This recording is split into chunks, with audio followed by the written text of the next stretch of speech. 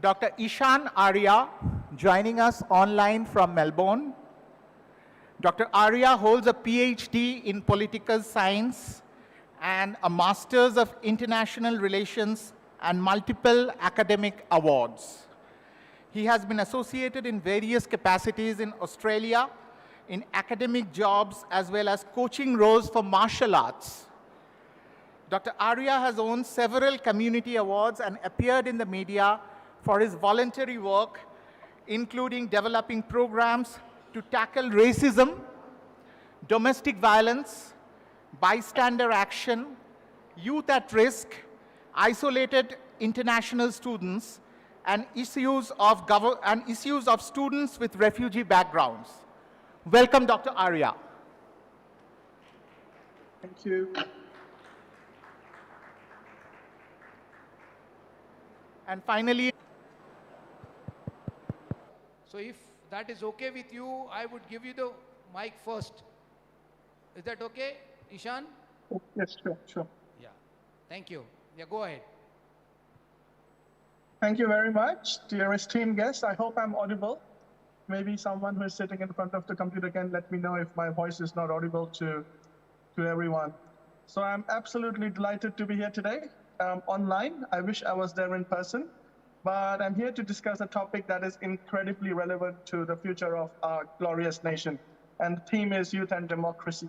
We all know that India is the largest democracy in the world, and the future rests on the shoulders of the youth. It is critical for all of us, for all the youth to engage, and those of us who are not youth as well, to engage the youth in democratic process and to ensure that the voices of the youth are heard. I think that is extremely important. Initially, I heard changes around the world where we have a lot of young prime ministers. That is so true. And that actually represents how youth voices were heard. So from all of us, we have to take active, proactive efforts to make sure that youth voices are heard, and there is some action taken about it. Okay, youth are not just treated as someone who is inexperienced or needs to learn about things, but as actually someone who can make sense and who can see what's happening on the ground. So today I will discuss a few pillars of our democracy and how they relate to the youth. I will examine the challenges as well that the youth face in a democratic, sorry, am I audible? I'll assume that I'm audible. Democratic participation, and I'll also focus on the issues faced by voters that specifically belong to the LGBTIQ communities and also the neurodiverse communities. So I feel all of you, if you're already aware, that is fantastic, but at the end of my little talk, all of you will give a little thought about what we can do to make sure that voices of the LGBTIQ plus youth and the neurodiverse youth are actually heard. So we all know that democracy rests on three crucial masts, the political, the social, the economic. The political pillar ensures that people have a right to vote and participate in political activities. The social pillar, that's where my specialty or my passion really comes into play. It is the social pillar that ensures that people have equal rights, social justice, equal opportunities, regardless of their gender, their race, and their religion. And I would also add something based on my own background, also regardless of people's status of where they are living. So I'm also referring to the active participation of the NRI, the non-resident of India youth. The economic pillar ensures that people have access to economic opportunities and resources. We all know economic and social pillars go pretty much hand in hand. One depends on the other. And see, when it comes to the youth and democracy in India, we must first acknowledge that youth form, and this was said before as well, they form a significant part of our population. According to UN, or even according to us, if we just see around, but according to the UN, India has the largest youth population. We have almost 356 million, or close to 400 million people between the ages of 10 and 24. So this means that youth can play a significant role in shaping India's democracy. They have done it in the past, and I'm sure they will do it in the future as well. But despite their numbers, youth in India face numerous challenges. I'm sure all the youth sitting in the audiences today have faced some challenges themselves. to participate in a democratic process. I think one of the pressing issues is the lack of awareness and the education about democracy itself and its importance. Okay, the moment we hear youth say, why should I vote? We can say there is clear lack of awareness about the importance of democracy. We should question ourselves that are we taking it for granted the moment we say, should I really be bothered voting? But I will say, look at the other side as well. Okay, the policymakers, people in senior positions, why are the youth saying so? Okay, those things need to be addressed as well. That this lack of education and awareness is prevalent, I would say, more so in rural areas where young people may not have access to information about democracy. They may rely on WhatsApp forwards or just word of mouth. Another major challenge is the corruption, which can discourage youth from engaging in political activities or even running for office. If you look at a few countries, once again, where people who have less political background have gone on to become head of the states or younger prime ministers have been visible, it's because there has been less bureaucracy, there has been less red tape. The route to becoming a leader, okay, has been based on merit and not just the number of years that you spent in office. The other issue that I feel is electoral malpractice as well. That is including vote buying and intimidation. This can also discourage youth from participating in the democratic process. Inequality is another significant challenge that affects the participation of youth. And when I say inequality, don't just think from socioeconomic inequality. Try to think about neurodiverse equality, equality of sexual preferences as well, people who form the actual minority in our country. So what happens is youth from these marginalized communities, they may face discrimination, they may face exclusion, and that may limit their ability to engage in a democratic process. So that is very important, awareness sake that we should know. I also feel that communalism, not communist, but communalism also poses a significant challenge towards the youth participation. Youth may feel caught. Don't you feel caught in the middle of communal tensions at times? Don't you feel that your particular community is supposed to vote for someone?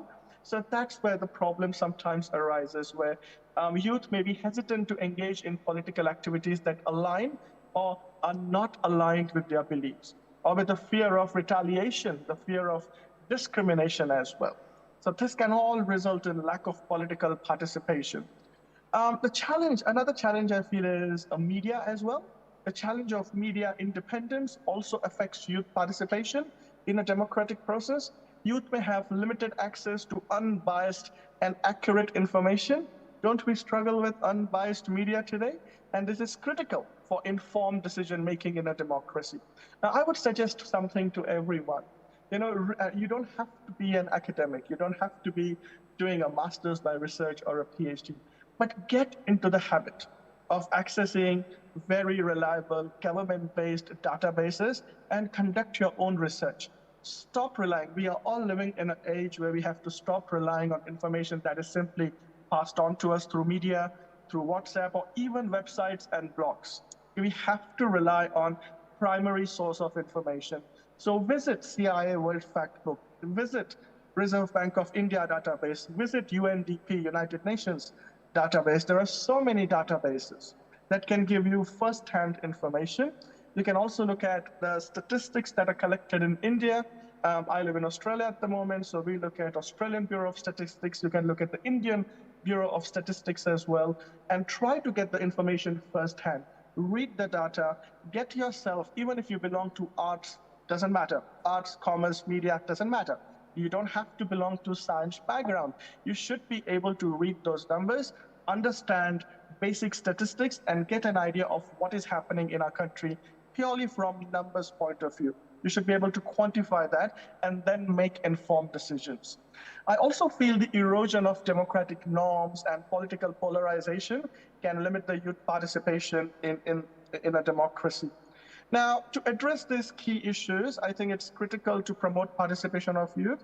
This requires, I feel, an overall effort from all the stakeholders, and not just from you and me, from the government, the civil society, media, citizens themselves. All of us need to work towards transparency, accountability, and equality in all aspects of the society. So by creating an inclusive and participatory environment, India can ensure that the youth play a meaningful and impactful role in shaping the country's democratic future. I feel the other, and this was again addressed in the introduction, but I think it's the underrepresentation of youth in the political leadership. Correct me if I'm wrong, but the average age of members of parliament in India is around mid-50s, which means the voices of young people are often not heard in the decision-making process. And voices being heard is extremely important. You can all Google later. You can try to find out what is happening in Australia at the moment. I'm not saying it's ideal, but I support it. It's called Voice to the Parliament. Okay, so I'm just giving you something to Google later on for homework, Voice to the Parliament. It will give you an idea how important it is to have someone's voice heard in the Parliament. Now, in Australia, the Voice for Parliament is specifically for indigenous voice, and to have indigenous representation in the parliament because of colonization in Australia. But that gives us a little backdrop of the importance of voice. In our context, in the Indian context, I would say youth. The youth voice shouldn't, disappear in the parliament. Now coming back to my key area, certain groups in India, I feel, face specific unique challenges when it comes to democratic processes more than the other groups. And I'm referring to the LGBTIQ plus communities. I'm also referring to the neurodiverse communities. So people who are on the spectrum, people who might have Asperger's, who might have autism, the way they are treated in India, the way people look at them in India, that overview, that point of view should change. So these communities in particular face significant barriers to participation. Come on, they are citizens of a country. They should not face barriers to participation. These communities, LGBTIQ+, neurodiverse communities, they're often marginalized. They often face discrimination, making it very difficult for them to participate in democratic activities. For example, LGBTIQ+ Ishan, communities face you will have challenges to when it wind comes up. to voting. Many do not have identity documents that can accurately reflect their gender identity or sexual orientation. And this can make it difficult for them to vote. Furthermore, you could say many members of these communities are not aware of their voting rights as well. Some just don't feel comfortable participating in a process. They don't feel comfortable coming out. LGBTIQ community in India faces even more compared to many parts of the world, more social justice barriers that can limit their ability to participate fully. I feel one of the most significant barriers is the prevalence of prejudice based on sexual orientation and gender identity. Now, I've just been made aware that my time is almost up, but I will have some key points for everyone to reflect. Reflect on Section 377. Think how that will affect LGBTIQ participation. When I talk about neurodiverse people, think about the social biases that we have towards them, get some homework done, and try to ask ourselves, how are we limiting their participation? Are we being discriminatory? Is our behavior appearing bullying towards them, and that is stopping them from coming out and participating? So that's a little bit piece of advice from me, a little area that I feel everyone should look into. But I'll answer more questions. I'll participate more in the Q&A. So thank you very much. Thank you, Thank you Ishan. for having me. Thank you, Ishan. Thank you for your points, mainly focusing on marginalized communities in different forms. Thank you for your presentation. Can I request Nikita to... And at last, I would like to thank Dr. Ishan Arya for joining us in the discussion and sharing his valuable thoughts and ideas. Thank you everyone. Thank you.